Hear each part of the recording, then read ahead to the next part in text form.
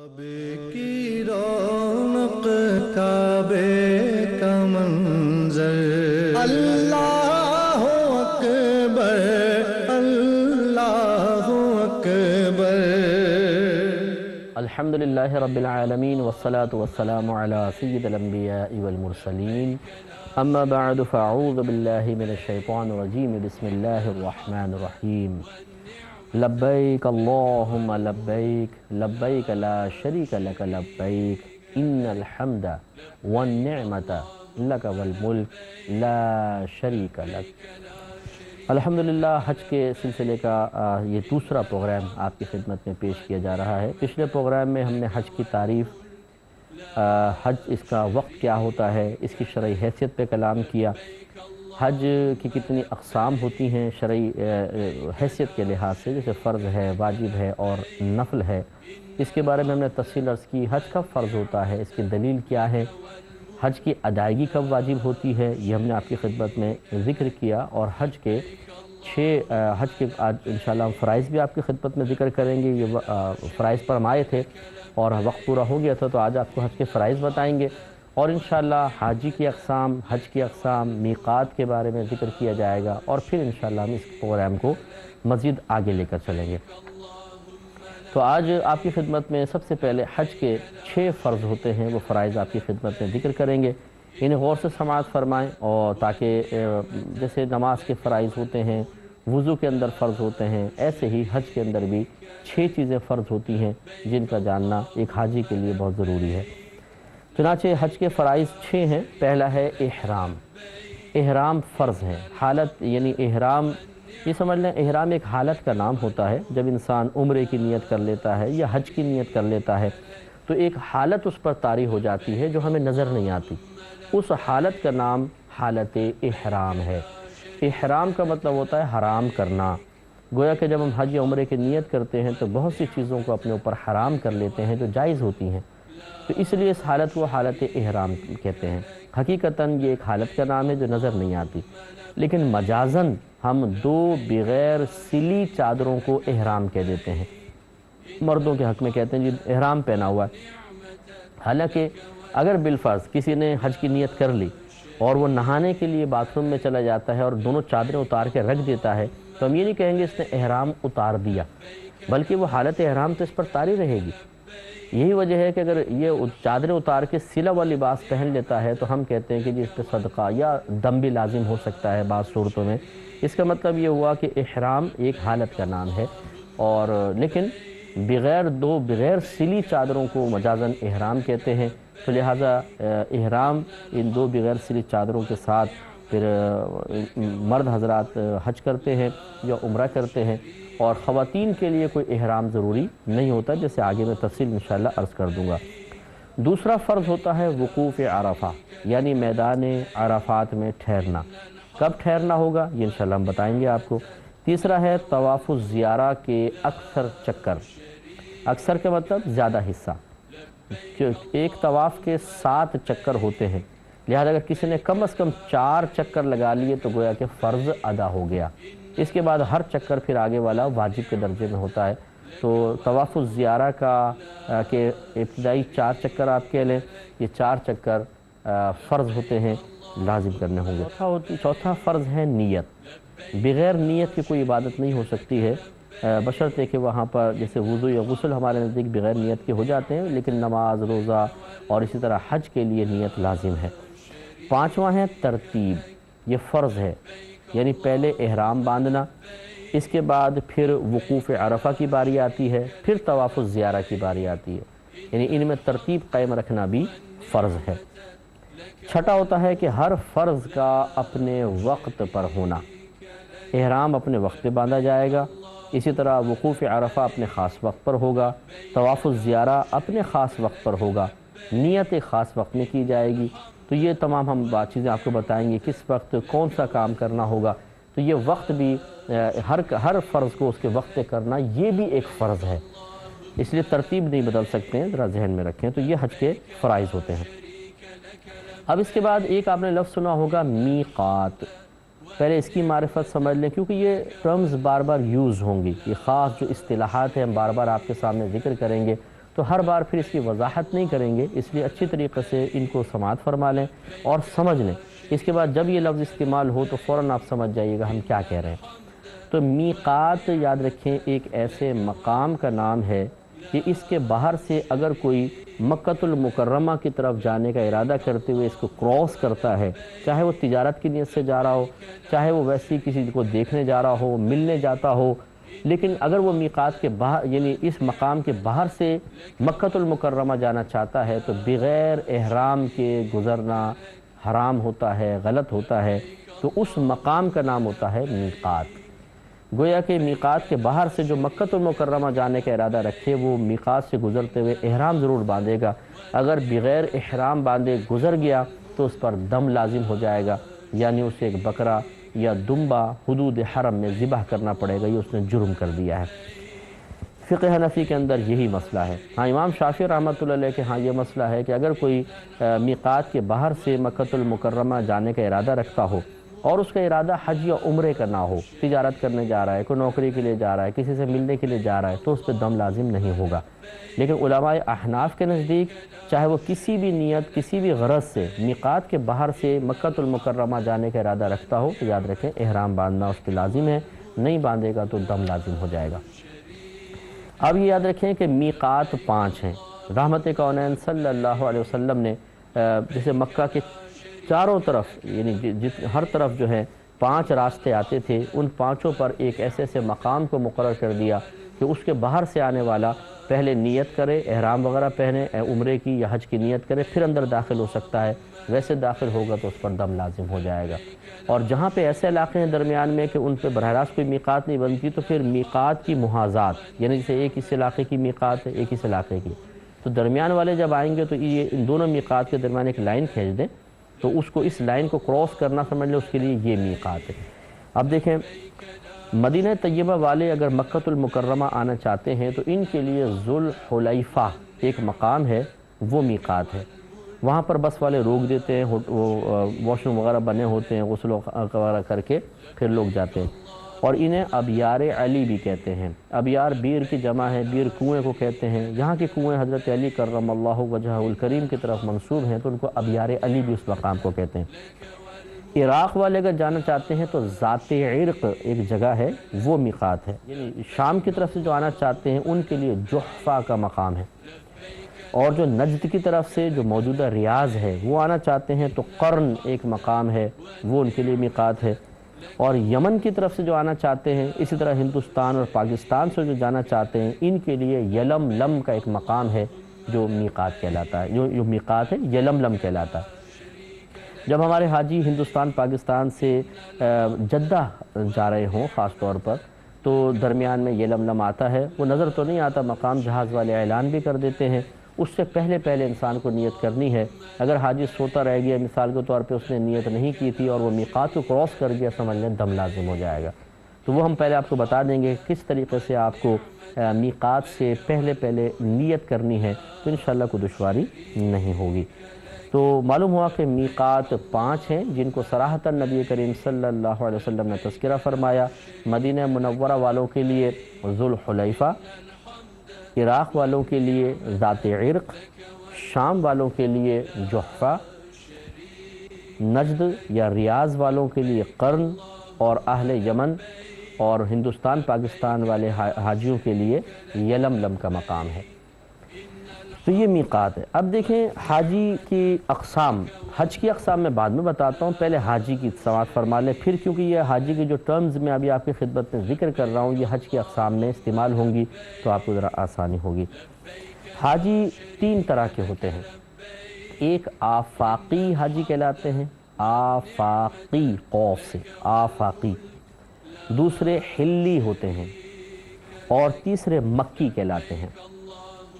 آفاقی حاجی اسے کہتے ہیں جو میقات کے باہر سے اندر آتا ہے، جیسے ہندوستان والے، پاکستان والے، یا جیسے شام سے کوئی آ رہا ہے، مدینہ منورہ سے وہ آ رہا ہے مکۃ المکرمہ کی طرف، تو وہ آفاقی حاجی کہلائیں گے کیونکہ میقات کے باہر سے آتے ہیں تو ان کو کہتے ہیں آفاقی۔ دوسرے حلی ہوتے ہیں، اس کو یوں سمجھ لیں کہ جیسے کعبۃ اللہ ہے، اس کے اطراف میں میلوں تک ایک علاقہ پھیلا ہوا ہے جس کو حدود حرم کہا جاتا ہے، یہ پورا مکہ نہیں ہے بلکہ مکے کی حدود تو باہر ہے، اس کے اندر حدود حرم ہے بہت زیادہ۔ اس میں آپ نے دیکھا ہوگا اگر آپ جائیں تو بورڈ لگے ہوتے ہیں کہ یہاں سے حدود حرم کا آغاز ہو رہا ہے، کوئی غیر مسلم اس کے اندر نہ جائے، منع ہوتا ہے حدود حرم کے اندر داخلہ غیر مسلم کا نبی کریم صلی اللہ علیہ وسلم نے منع فرمایا ہے۔ تو آپ یاد رکھیں کہ اگر کوئی حاجی ایسا ہے جو میقات کے اندر رہتا ہے لیکن حدود حرم سے باہر ہے، جیسے جدہ والے کہ یہ میقات کے اندر ہیں لیکن حدود حرم سے باہر رہتے ہیں، تو ان کو حلی کہا جاتا ہے، ہا سے حلی۔ تو آفاقی وہ جو میقات کے باہر سے آتے ہیں انہیں آفاقی حاجی کہتے ہیں، اور جو میقات کے اندر رہتے ہیں لیکن حل یعنی حدود حرم سے باہر رہتے ہیں تو یہ مقام حل کہلاتا ہے، اس لیے ان کو کہتے ہیں حلی۔ اور تیسرے مکی ہوتے ہیں جو حدود حرم کے اندر رہتے ہیں، انہیں مکی حاجی کہتے ہیں، مکے والے ہیں یا حدود حرم کے اندر جتنے بھی رہیں گے ان کو مکی کہا جاتا ہے۔ یہ تین طرح کے حاجی ہوتے ہیں، پہلا آفاقی ہے میقات کے باہر سے آنے والے، دوسرے حلی ہوتے ہیں جو میقات کے اندر رہتے ہیں لیکن حدود حرم سے باہر رہتے ہیں، اور تیسرے حاجی ہوتے ہیں مکی جو حدود حرم کے اندر رہتے ہیں۔ اب یہ دیکھیں حج کی اقسام۔ حج تین طرح کا ہوتا ہے، کیونکہ آپ کو حج کرنا ہے تو پھر حج کا آپ کو انتخاب بھی کرنا چاہیے، میں کون سی قسم کا حج کروں۔ تو حج تین طرح کے ہوتے ہیں۔ پہلا حج افراد کہلاتا ہے، افراد کا مطلب ہوتا ہے اکیلا کرنا، تنہا کرنا، کسی شے کو اکیلا کرنا، تنہا کرنا۔ یہ حج کرنے والے کو مفرد کہا جاتا ہے۔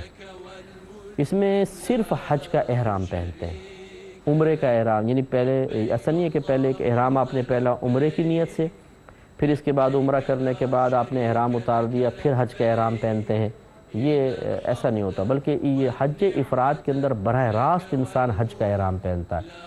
جیسے مثال کے طور پہ کوئی جدے میں رہتا ہے، اس نے 7 ذوالحجہ کو احرام پہنا حج کی نیت سے اور ڈائریکٹ وہ پھر مینا کے اندر چلا گیا، تو یہ صرف حج کرنے کے لیے چونکہ احرام پہنتے ہیں، گویا کہ اس نے حج کو عمرے سے تنہا کر دیا، اکیلا کر دیا، اس لیے اس حج کو حج افراد کہتے ہیں، اور حج کرنے والے کو مفرد کہا جاتا ہے ایسے حاجی کو۔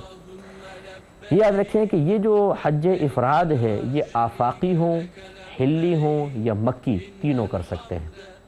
آفاقی حاجی بھی کر سکتا ہے، حلی بھی کر سکتا ہے اور مکی بھی کر سکتا ہے۔ دوسرا حج ایسا ہوتا ہے جس کو حج تمتع کہتے ہیں۔ تمتع مینز نفع اٹھانا۔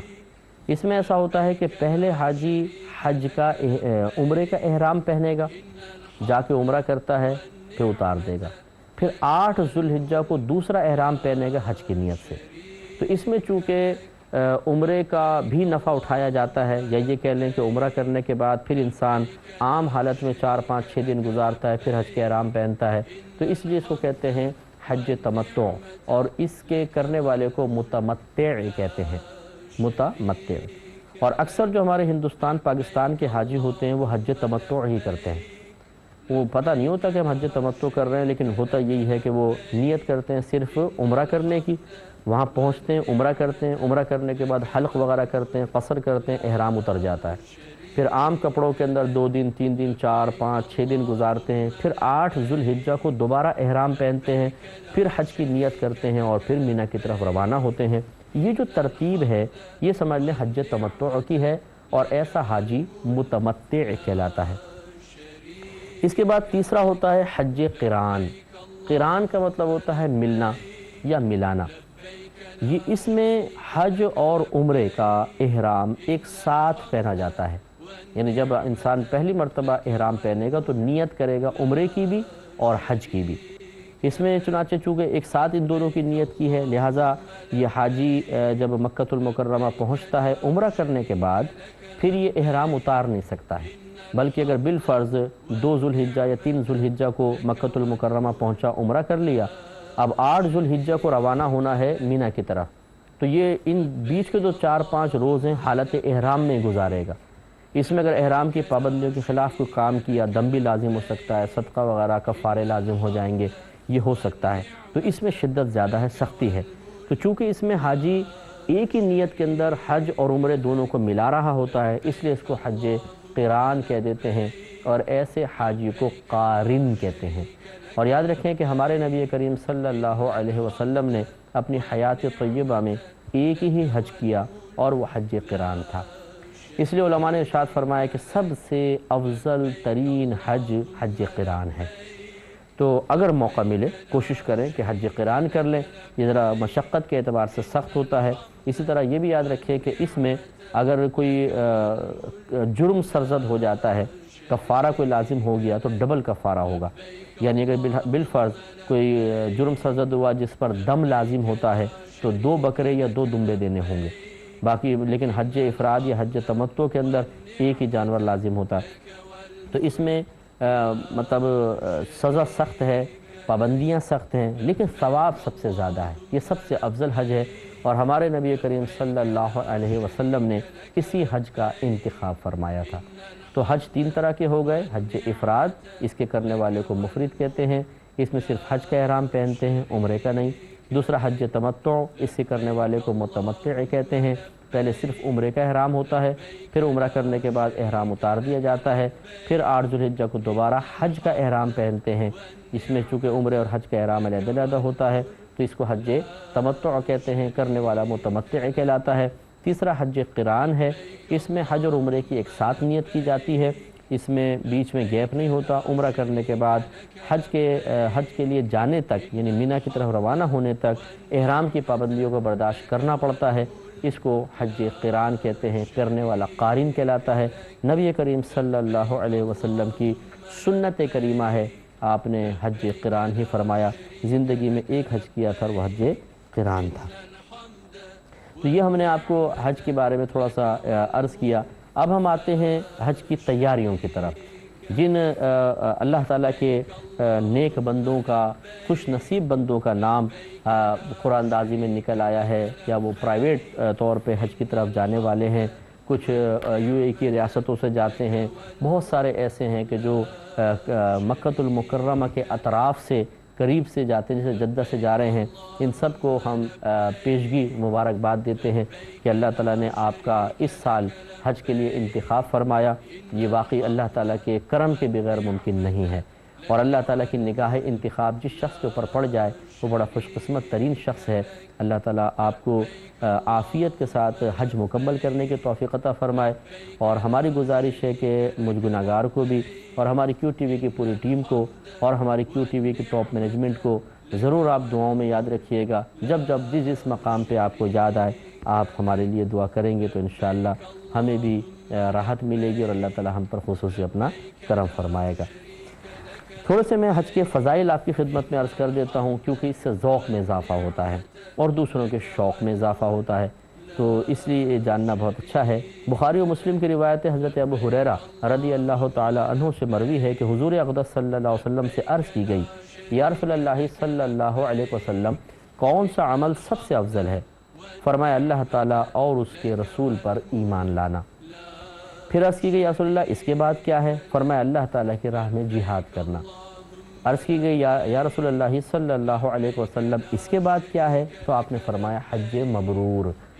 مبرور مینز مقبول حج، کہ اگر حج مقبول ہو جائے اللہ کی بارگاہ میں وہ سب سے افضل ترین عبادت ہے۔ بخاری و مسلم کی ہی روایت ہے، حضرت ابو ہریرہ رضی اللہ تعالی عنہ ہی اس کے راوی ہیں۔ سرکار مدینہ صلی اللہ علیہ وسلم نے ارشاد فرمایا کہ جس نے حج کیا اور فحش کلامی اور فسق یعنی گناہ کبیرہ میں مبتلا نہ ہوا تو وہ گناہوں سے ایسا پاک و صاف ہو کر لوٹے گا جیسا اس دن کہ جس دن اپنی ماں کے پیٹ سے پیدا ہوا تھا۔ یعنی بالکل ہر صغیرہ کبیرہ ظاہری باطنی جو حقوق اللہ میں کوتاہیاں ہوئیں، جو حقوق العباد میں کوتاہیاں ہوئیں، اللہ تعالیٰ سارے کے سارے اس کے گناہ بخش دیتا ہے۔ لیکن ہمارے نبی کریم صلی اللہ علیہ وسلم نے اس کو مقید کیا ہے فحش کلامی چھوڑنے پر اور فسق و فجور سے بچنے پر، کہ یہ کام چھوڑنے ہوں گے۔ اب ہماری بڑی گزارش ہے، ہمارے حاجی حضرات بہنیں ہیں، بھائی ہیں، پوچھتے ہیں مفتی صاحب کیا کیا چیزیں لے کر جائیں، کپڑے کیسے ہوں، جوتے کیسے ہوں، فلاں کیا ہو، فلاں کیا ہو۔ تو وہیں پر ذرا جیسے یہ ظاہری سامان کا ایک زاد راہ جمع کرنے کا ذہن ہوتا ہے، تھوڑا سا اپنے باطنی سامان کا بھی زاد راہ جمع کرنے کی ضرورت ہے، جس میں سب سے بڑی چیز ہے صبر و تحمل۔ میں تمام اپنے حاجی بھائیوں اور بہنوں کی خدمت میں گزارش کروں گا، دوبارہ گزارش کروں گا، تیسری بار گزارش کروں گا کہ صبر و تحمل کو بنیاد بنائیں، بہت ضروری ہے۔ انشاءاللہ اس کے بارے میں ہم تفصیل کلام مزید کریں گے نیکسٹ پروگرام میں۔ وآخر دعوانا ان الحمدللہ رب العالمین۔ کی رحمت ہمارے نبی، دین و دنیا کی رحمت ہمارے نبی، بندگان خدا کے سہارے نبی، دین و دنیا کی رحمت ہمارے نبی، دین و دنیا کی رحمت ہمارے نبی، بندگان خدا کے سہارے نبی، دین و دنیا کی رحمت ہمارے نبی۔ اے حبیب خدا اے دلارے نبی، اے حبیب خدا اے دلارے نبی، اے فرشتوں کی آنکھوں کے تارے نبی، دین و دنیا کی رحمت ہمارے نبی، دین و دنیا کی رحمت ہمارے نبی، بندگان خدا کے سہارے نبی، دین و دنیا کی رحمت ہمارے نبی، سب سے اعلیٰ والا ہمارا نبی، سب سے بالا والا ہمارا نبی، اپنے مولا کا پیارا ہمارا نبی، اپنے مولا کا پیارا ہمارا نبی، دونوں عالم کا دولا ہمارا نبی، دین و دنیا کی رحمت ہمارے نبی، بندگان خدا کے سہارے نبی، دین و دنیا کی رحمت ہمارے نبی۔ زندگی کا سلیقہ دیا آپ نے، زندگی کا سلیقہ دیا آپ نے، ہم نے اعمال اپنے سوارے نبی، دین و دنیا کی رحمت ہمارے نبی، دین و دنیا کی رحمت ہمارے نبی، بندگان خدا کے سہارے نبی، دین و دنیا کی رحمت ہمارے نبی، سارے اچھوں میں اچھا سمجھیے جسے، ہے اس اچھے سے اچھا ہمارا نبی، سارے اونچوں میں اونچا سمجھیے جسے، سارے اونچوں میں اونچا سمجھیے جسے، ہے اس اونچے سے اونچا ہمارا نبی، دین و دنیا کی رحمت ہمارے نبی، دین و دنیا کی رحمت ہمارے نبی، بندگان خدا کے سہارے نبی، دین و دنیا کی رحمت ہمارے نبی۔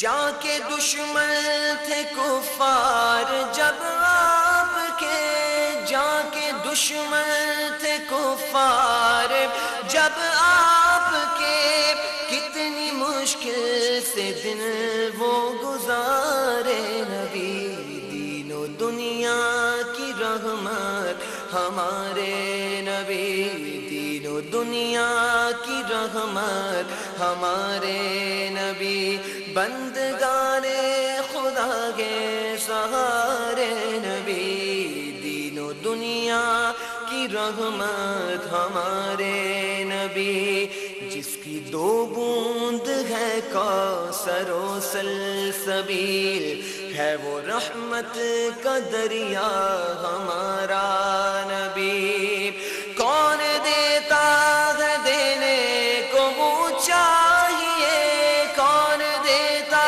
ہے دینے کو وہ چاہیے، دینے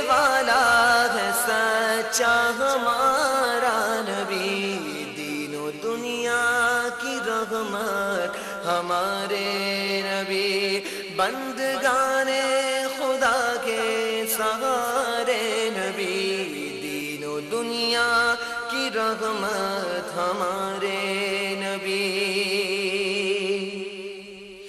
سخت طوفان سے دو چار ہے زندگی، سخت طوفان سے دو چار ہے زندگی، ہے سمندر یہ دنیا کنارے نبی، دین و دنیا کی رحمت ہمارے نبی، دین و دنیا کی رحمت ہمارے نبی، بندگان خدا کے سہارے نبی، دین و دنیا کی رحمت ہمارے نبی۔